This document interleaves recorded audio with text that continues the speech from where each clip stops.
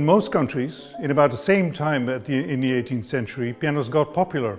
And as I told you in former episodes, London, Vienna and Paris, being the main cultural centers, were also the centers of piano making. In this episode I will talk about French pianos. The most famous are Erard and Pleyel. And here is a Erard of 1818. It's not playable, unfortunately, but what you can see, it's a beautiful piece of furniture, and it has 5 pedals and a double soundboard. Now, Beethoven got an Erard piano in 1803 as a present, and it had 4 pedals with moderator and una corda. Things were not common in Vienna by then, but apparently builders in Vienna came to look at that piano and got inspired by it. As I told you in the last episode, Viennese pianos almost always had double soundboards and all these pedals, but it came from Erard, from the early French piano. Because of the increasing string tensions, pianos got warped, and that was really a problem, and it apparently happened quite soon. So they thought of things to repair this kind of. So if you can see it right, this piano is really very warped. This whole cheek has turned, but there's no iron reinforcement in it. Erard started making instruments before the French Revolution in 1789, and his company got very, very famous throughout the 19th century and even into the 20th century. I used to talk about changing taste, but what is it exactly? What makes one piano sound differently from another one?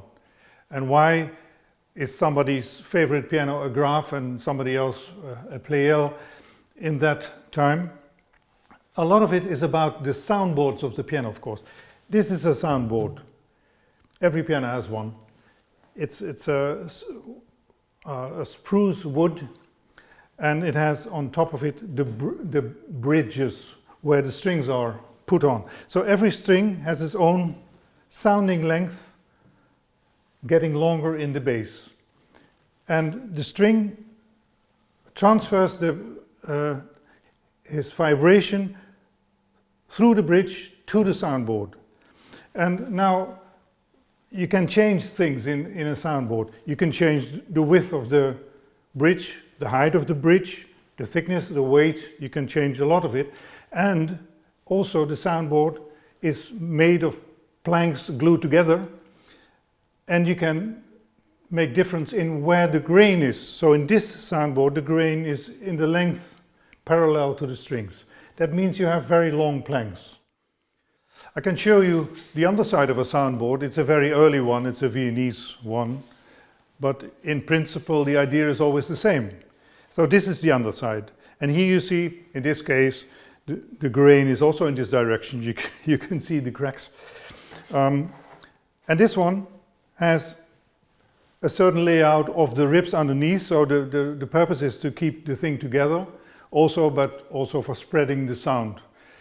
And this can be very different. So the grain can be in this direction and the ribs in this direction, or even sometimes the grain can be in this direction and the ribs in that direction. So every builder had his own idea about how should his piano sound.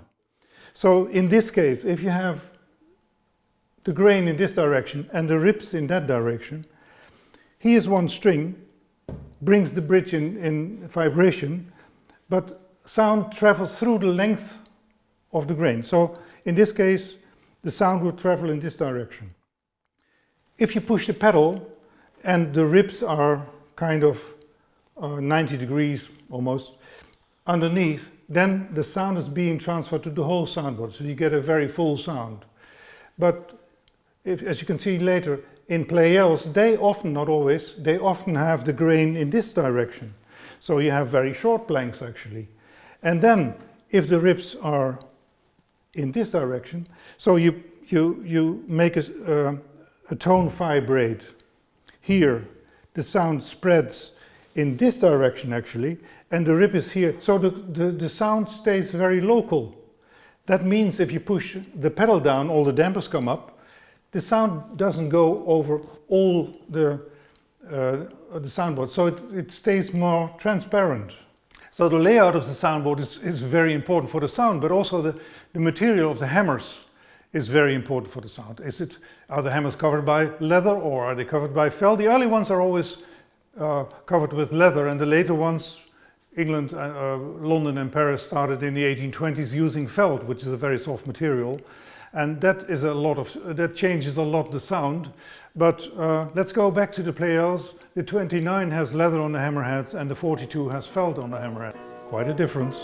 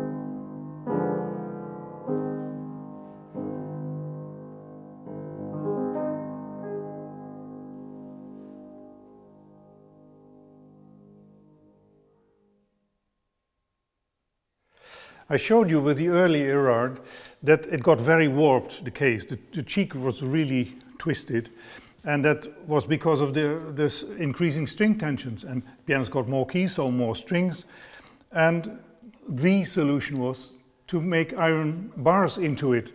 This is the early, for Pleyel, early 1829 piano, and you can see it has 3 iron bars and a small iron plate till halfway the piano. The rest of the case is still wood, like the earlier pianos. And that was an improvement to withstand all the tension, but if we look at the other Pleyel, 1842, it has a lot more bars in it and a full iron plate. In London and Paris, the makers started doing this reinforcement with iron bars in the 1820s already.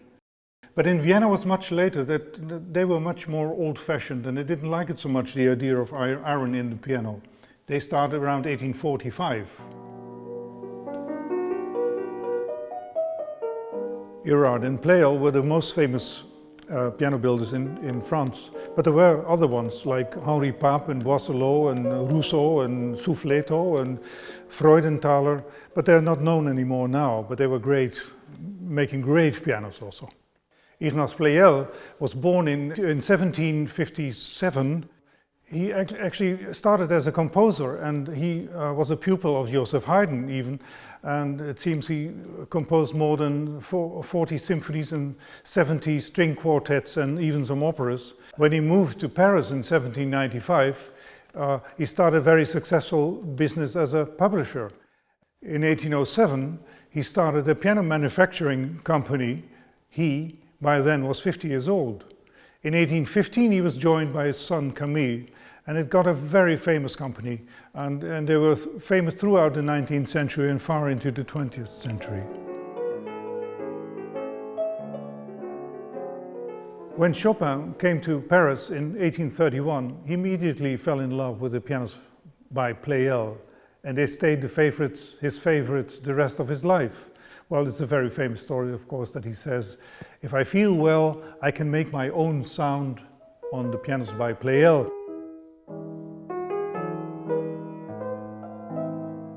Chopin loved this type of action. The famous comment, when I feel well, the Pleyel piano is non plus ultra. I can make my own sound.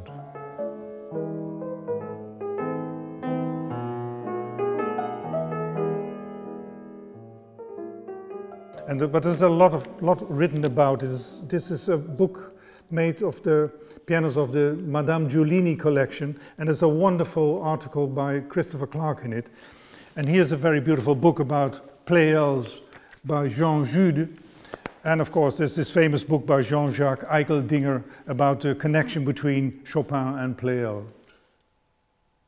Now here we have a Pleyel of 1829. So this is the type and the model that Chopin saw and played when he came to Paris first, and he played his first concert in the Salle Pleyel in 1831, this type of piano. Chopin followed the concept of the English actions. I showed you how those work in episode 4 about the Broadwoods, and it was a successful system, this action, and Chopin loved it, and Pleyel made it up till 1855, 1860. In the next episode, I'll tell you about an Erard of 1837 with an ingenious repetition action in it.